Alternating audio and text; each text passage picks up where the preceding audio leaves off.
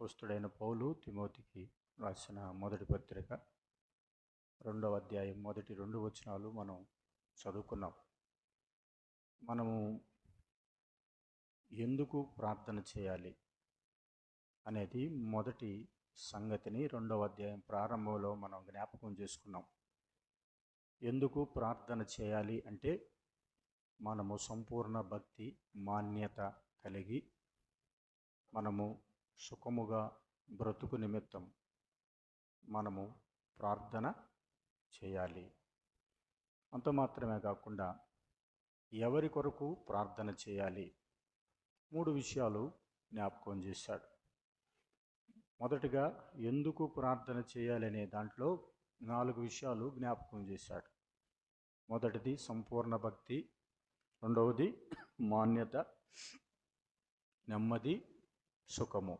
ఈ 4 కలిగి ఉండాలని, అందుకోసం మనం ప్రార్థన చేయాలి అన్నాడు. రెండోది ఎవరి కొరకు ప్రార్థన చేయాలి అనగా, ఒకటి మనుషులందరి కొరకు అన్నాడు, రెండవది రాజుల కొరకు, మూడవది అధికారుల కొరకు ప్రార్థన చేయాలన్నాడు. తర్వాత ఎలాంటి ప్రార్థన చేయాలి, ఎలాంటి ప్రార్థన చేయాలంటే, ఒకటి విజ్ఞాపన, రెండోది ప్రార్థన, మూడవది యాచన, నాలుగవది కృతజ్ఞత స్తుతులు అన్నాడు. ఈ 3 విషయాలు మొదటి 3 వచనాల్లో స్పష్టంగా జ్ఞాపకం చేశాడు. గత వారంలో మనము ఎలాగ మనం ప్రార్థన చేయాలి అనే సంగతిని మనం ఆలోచన చేశాం. ఎందుకోసం మనం ప్రార్థన చేయాలనే విషయాన్ని కూడా మనం జ్ఞాపకం చేసుకున్నాం. సంపూర్ణ భక్తి అనే దాన్ని ఎక్కువగా మనం ఆలోచన చేశాం. అయితే ప్రియులారా, ఈ సమయంలో మనము ఎవరి కొరకు ప్రార్థన చేయాలి అనే విషయాన్ని జ్ఞాపకం చేస్తూ అక్కడ ఒక ప్రత్యేకమైన మాటను ఉపయోగించాడు. ఏమిటి అంటే ఆ మాట అన్నిటికంటే ముఖ్యముగా అన్నాడు. ఫస్ట్ ఆఫ్ ఆల్ అంటాం కదా, దాన్ని ఇంగ్లీష్లో కూడా అదే మాటను ఉపయోగించాడు. ఫస్ట్ ఆఫ్ ఆల్, అన్నిటికంటే ముఖ్యంగా. అన్నిటికంటే ముఖ్యమైనది ప్రార్థనే అని జ్ఞాపకం చేస్తున్నాడు పిల్లారా. ఒక విశ్వాసి జీవితములో అన్నిటికంటే ముఖ్యమైనది ఏమిటి అని మనం ఆలోచన చేస్తే అది ప్రార్థనే. సహవాసం మనం వస్తాం, ఆరాధన మనం చేస్తాం, రకరకాలుగా మనము ప్రభువుతో, ప్రభు పిల్లలతో మనం కలిసి మనము సమయాన్ని గడుపుతూ ఉంటాం. అయితే ఏది చేసినా వాటన్నిటికంటే ముఖ్యమైనది ప్రార్థనే అన్నాడు. ప్రార్థన ఒక విశ్వాసికి ముఖ్యంగా ఉండాలి. మరియా ప్రభువు పాదాల దగ్గర కూర్చుని ఉన్నప్పుడు మార్తను ఏమని హెచ్చరించాడు? నీవు అనేకమైన పనుల వలన విస్తారమైన పనులు పెట్టుకుని తొందర కలిగి ఉన్నావు, మరియా ఉత్తమమైన దానిని ఏర్పరచుకొనెను అన్నాడు. అనగా అన్నిటికంటే ఉత్తమమైనది ప్రభు పాదముల దగ్గర కూర్చోవటం, అనగా ప్రభువు యొక్క మాటలు వినటం, అది ఉత్తమమైనది. అన్నిటికంటే ముఖ్యమైనది ప్రార్థన. ఉత్తమమైనది ప్రభు బోధన వినటం, ప్రభు మాటలు వినటం. అయితే అన్నిటికంటే ప్రాముఖ్యమైనది ప్రార్థనే అని జ్ఞాపకం చేశాడు. కొరింథీయులకు రాసిన మొదటి పత్రిక 13వ అధ్యాయం ఆఖరి వచనాల్లో కూడా ఏమన్నాడు? విశ్వాసము, నిరీక్షణ, ప్రేమ అని జ్ఞాపకం చేశాడు. అన్నిటికంటే శ్రేష్టమైనది ప్రేమే అన్నాడు.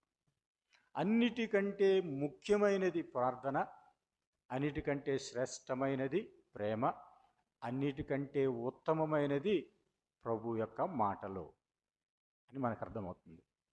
ప్రియులారా, ముఖ్యమైనది అనే దాన్ని మనం ఆలోచన చేస్తున్నప్పుడు, ఒక వ్యక్తి ఒక కేకును తయారు చేయాలనుకున్నాడు అనుకుందాం. కేకును తయారు చేయాలంటే దానికి కావలసిన పదార్థాలు కావాలి. అనగా అన్నిటికంటే ముఖ్యమైనది ఏమిటి అంటే పిండే. కేకు తయారు చేయాలంటే ఏం కావాలి? పిండి కావాలి. కేకు తయారీలో వాడే పదార్థాలు ఉన్నాయి. మరి కోడిగుడ్లు ఉపయోగిస్తారు కేకు తయారు చేయాలంటే, కోకో పౌడర్ ఉపయోగిస్తారు కేకు తయారు చేయడానికి, దానిలో అనేకమైన రంగులు ఉపయోగిస్తారు, దానికి షుగర్ను యాడ్ చేస్తారు. షుగర్ లేకపోతే అది చప్పగా ఉంటుంది. షుగర్ లేకుండా కేకు తయారు చేయొచ్చు, ఎగ్స్ లేకుండా కేకు తయారు చేయొచ్చు, కోకో పౌడర్ లేకుండా కేకు తయారు కేకును తయారు చేయొచ్చు, కానీ అసలు పిండి లేకుండా కేకే తయారు చేయలేం. అలాగే విశ్వాసి జీవితంలో అన్నీ ఉండొచ్చు, కానీ అన్నిటికంటే ముఖ్యముగా అన్నారు. ఫస్ట్ ఆఫ్ ఆల్ అన్నిటికంటే మన ఆత్మీయమైన జీవితంలో ముఖ్యమైనది ప్రార్థనే అని జ్ఞాపకం చేస్తున్నాడు ప్రియులారా. ప్రార్థన లేని సంఘము అది ఆత్మీయమైన సంఘము కానే కాదు. ప్రార్థన లేని వ్యక్తి ఆ వ్యక్తి ఆత్మీయుడు కానే కాదు. నాకు ప్రసంగం చేయటం బాగా తెలుసు అని చెప్పినా, నువ్వు మనుషుల హృదయాలను ఎంతగా ఆకట్టుకున్నా అది అంతవరకే. హృదయాలను ఆకట్టుకునేంతవరకే తప్పితే అది ఏమాత్రం కార్యం చేయదు. ఒక మనిషిని చక్కగా నవ్వించగలిగే పని చేయొచ్చు, అది అంతవరకే. ఆ తర్వాత వాడు విని దానిని మర్చిపోయేవాడుగా ఉంటాడు. కార్యం చేసేదేమిటి? ప్రార్థనే. విశ్వాసి జీవితంలో ఒక వ్యక్తిని మార్పు చెందాలన్నా, మార్చాలన్నా, ఆ వ్యక్తి పట్ల ఆ వ్యక్తిని మార్చటానికి ప్రయోజనకరమైనది ప్రార్థనే. కాబట్టి అన్నిటికంటే ముఖ్యమైనది ప్రార్థనే అని మనం చూస్తున్నాం ప్రియులారా. ఎవరి కోసం చేయాలంటే అందరి కొరకు అన్నాడు. ప్రార్థన అన్నిటికంటే ముఖ్యమైనది ప్రార్థన. చేయవలసింది అందరి కొరకు చేయవలసింది ప్రార్థనే. అన్ని రకాలుగా చేయవలసింది కూడా ప్రార్థనే. ఎన్ని రకాలు చెప్పాడు? మొదటిది విజ్ఞాపన, రెండవది తర్వాత ప్రార్థన, మూడవది యాచన, నాలుగవది కృతజ్ఞతాస్తుతులు.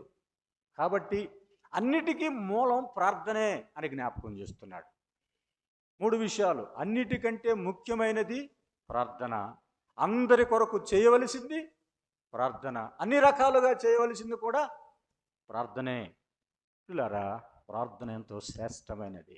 ప్రార్థన సంఘానికి ఒక మూల రాయి వంటిది. ఎందుకంటే ఆ మూల రాయి లేకపోతే ఆ పునాది ఎలాగ పడిపోతుందో, ప్రార్థన లేని సంఘం యొక్క స్థితి కూడా అలాగే ఉంటుంది.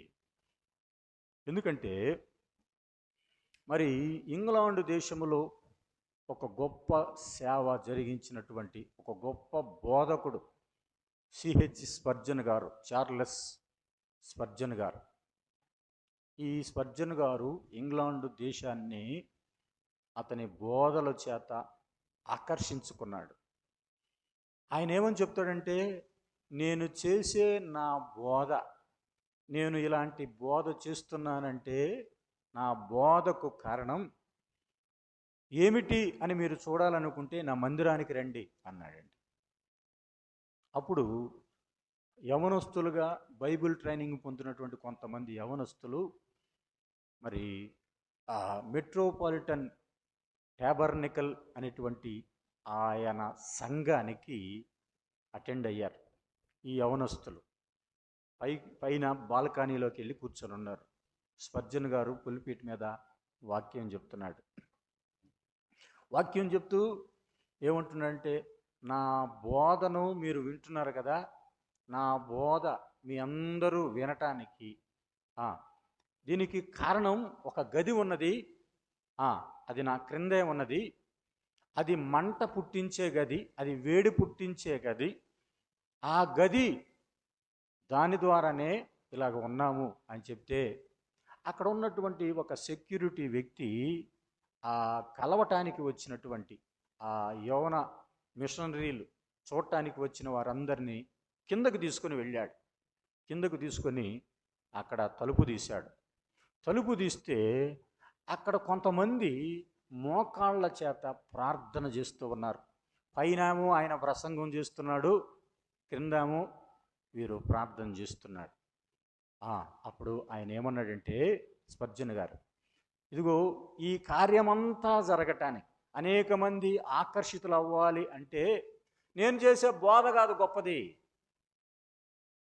ఇదిగో కింద మంట పెట్టేవారు ఉన్నారు, వారి మంట ద్వారా గొప్ప కార్యాలు జరుగుతున్నాయి. ఇదిగో ఆ మంట ఆ ధూపములాగా వేస్తూ ఉన్నప్పుడు వారి ప్రార్థన ఫలితంగా ఇన్ని వేల మంది ఇక్కడికి రాగలుగుతున్నారు, ఇన్ని వేల మంది బోధను వినగలుగుతున్నారు. కారణం ఇదిగో ఆ గది మాత్రమే అని చెప్పాడు.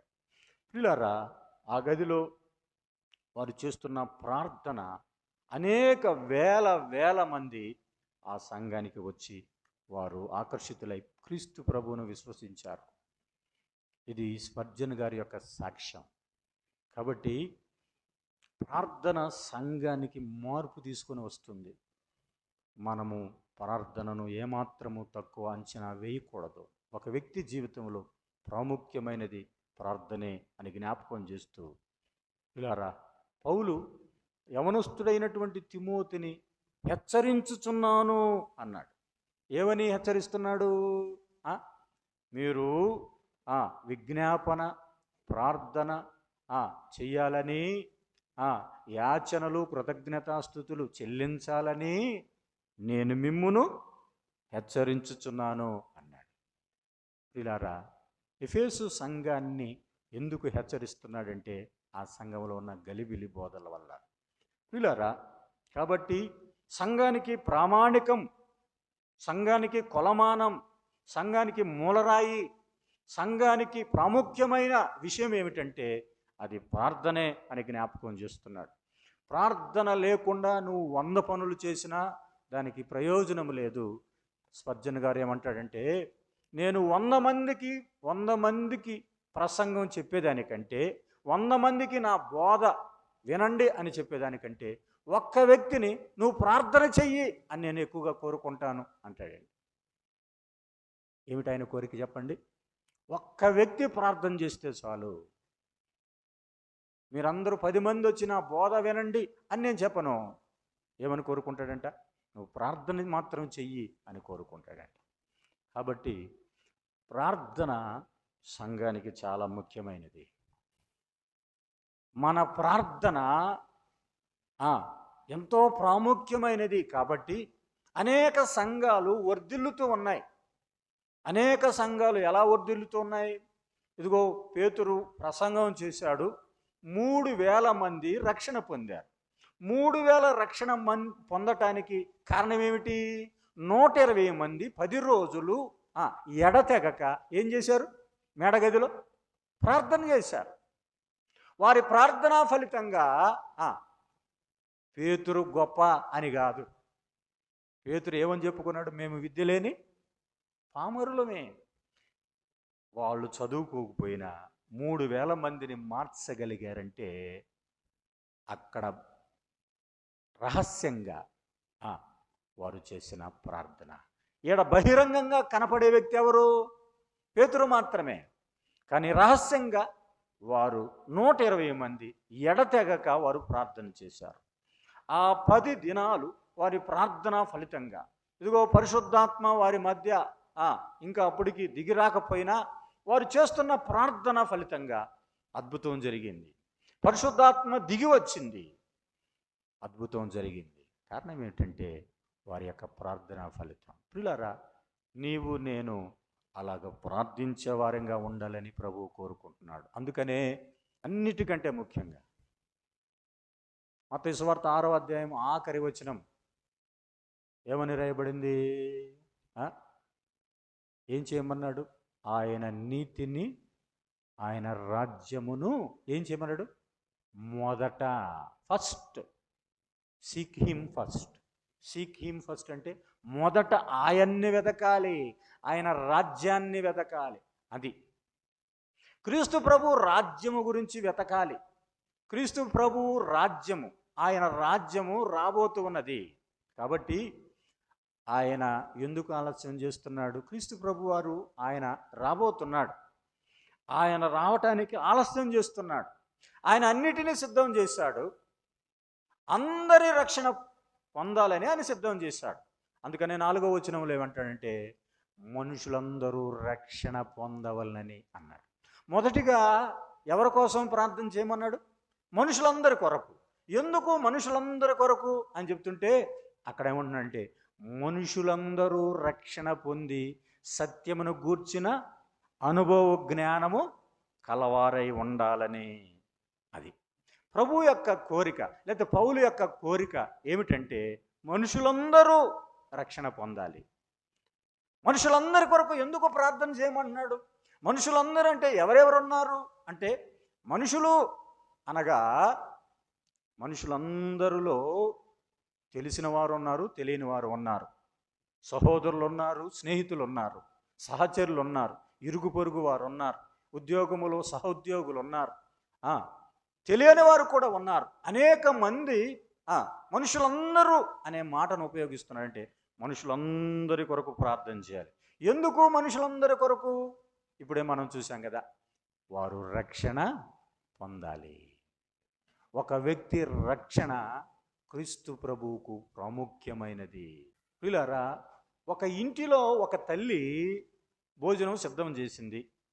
భోజనం సిద్ధం చేసినప్పుడు తల్లి కోసమే సిద్ధం చేసుకోవాలా. ఏం చేసింది చెప్పండి? భర్త తినాలి, పిల్లలు తినాలి, అందరూ తినాలనే ఆమె కోరిక. అలాగే ఆ సిద్ధం చేసిన ఆ భోజనాన్ని అందరూ తిన్నప్పుడు ఆ తల్లికి తృప్తి ఉంటుంది. అలాగే మనుషులందరూ రక్షణ పొందినప్పుడు ఆయన తృప్తిని పొందుతాడు. అందుకే మనుషులందరూ రక్షణ పొందవలనని ఆయన కోరిక కలిగి ఉన్నాడు అన్నాడు. ప్రియులారా, రక్షణను ఆయన సిద్ధపరిచే ఉంచాడు. అయితే అందరూ ఆ రక్షణను పొందినవారు కాదు. క్రీస్తు ప్రభు ఇప్పుడే ఆయన భూమి మీదకి వచ్చాడు అనుకుందాం. ఎంతమంది ఎత్తబడతారు? భూమి మీద ఉన్న 4 వంతుల జనాభాలో 3 వంతుల జనాభా విడిచిపెట్టబడతారు. కారణం ఏమిటంటే ఎక్కువ మంది రక్షణ పొందనివారు, మారు మనసు లేనివారు. అందుకోసమనే ప్రభు యొక్క కోరిక ఏమిటి? మనుషులందరూ రక్షణ పొందాలి,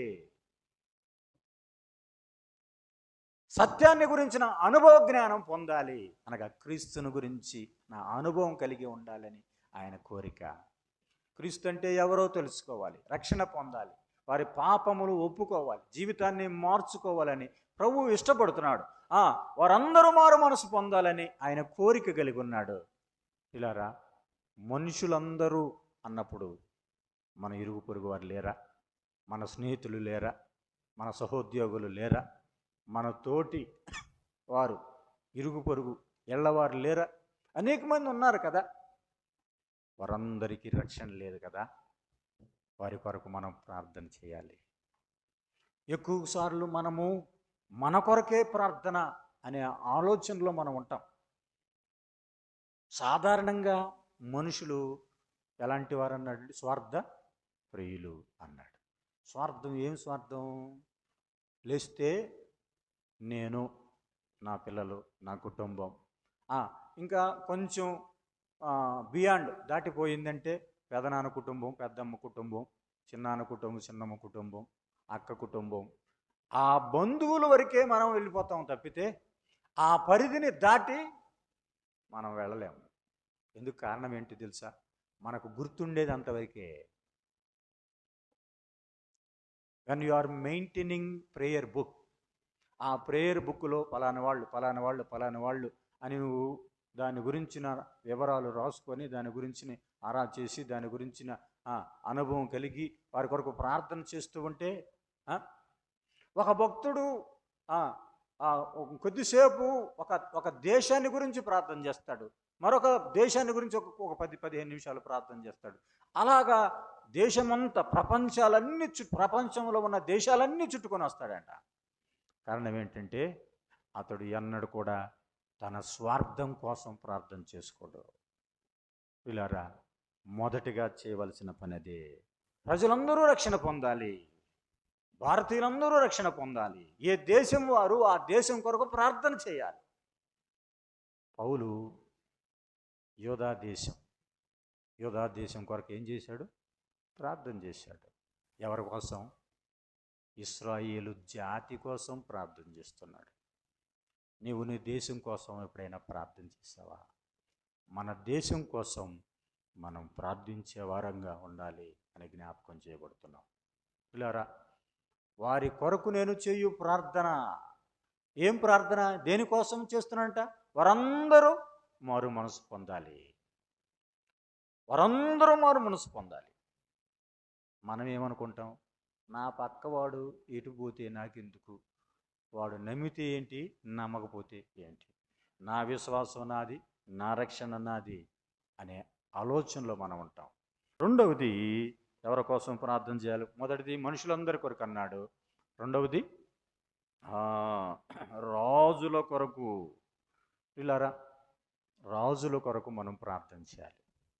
రాజు ఏం చేస్తాడు? రాజ్యం చేస్తాడు. రాజు చట్టాన్ని చేస్తాడు. రాజు ప్రభుత్వం చేస్తాడు. రాజు పరిపాలన జరిగిస్తాడు. ఈ పరిపాలన జరిగిస్తున్నటువంటి క్రమములో ఆయన కొన్ని చట్టాలు చేయొచ్చు. నిజంగా పేతురు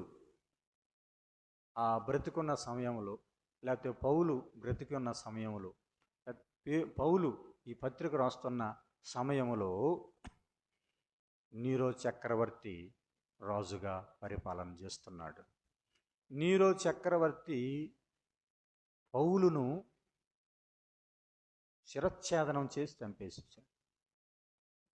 పౌలును ఖడ్గము చేత తల కొట్టించి పౌలును చంపించేశాడు. పేతురును సిలువ వేసి తలక్రిందులుగా సిలువ వేసి చంపించిన వాడు నీరో చక్రవర్తి. నీరో చక్రవర్తి అనేక మంది రాజులు వారు ఏం చేశారంటే, వారు అనేక మందిని హతసాక్షులుగా చేశారు. క్రైస్తవులుగా కనపడిన వారిని, క్రైస్తవులుగా పిలువబడిన వారిని చంపించేశారు.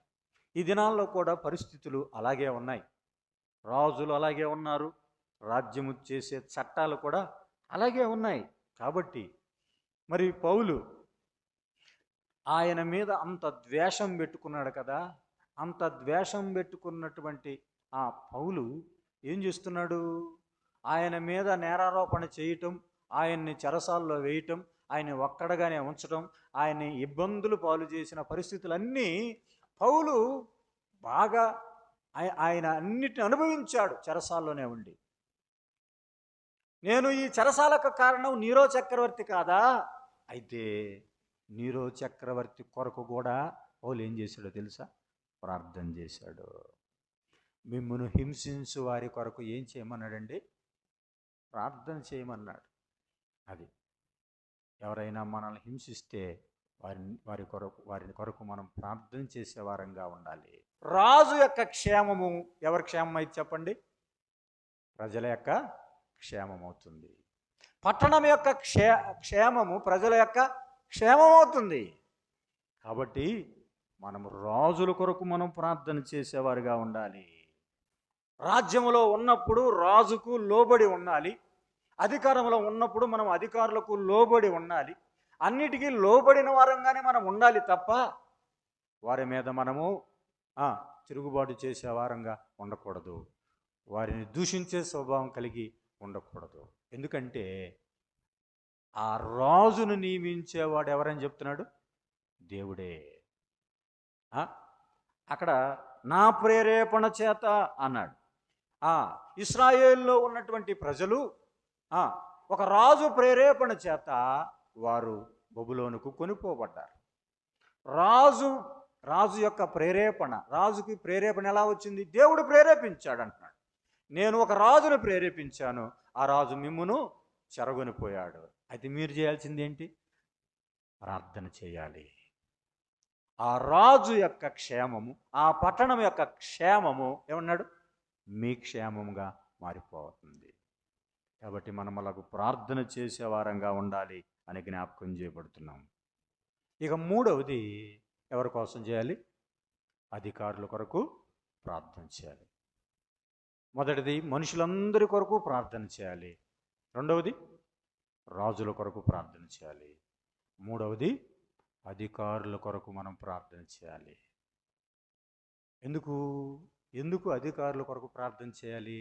ఒక వ్యక్తికి అధికారం ఇచ్చేది ఎవరంటండి? చెప్పండి. దేవుడే. దేవుని వలనే ఒక వ్యక్తికి అధికారం వచ్చింది. నా సొంత అధికారము అనుకోవటానికి వీల్లేదు, అంతే. ఆ అధికారమునిచ్చిన వాడు దేవుడే అన్నాడు. అయితే రాజులు రాజ్యము చేస్తారు, ప్రభుత్వాలు చేస్తారు, చట్టాలు చేస్తారు.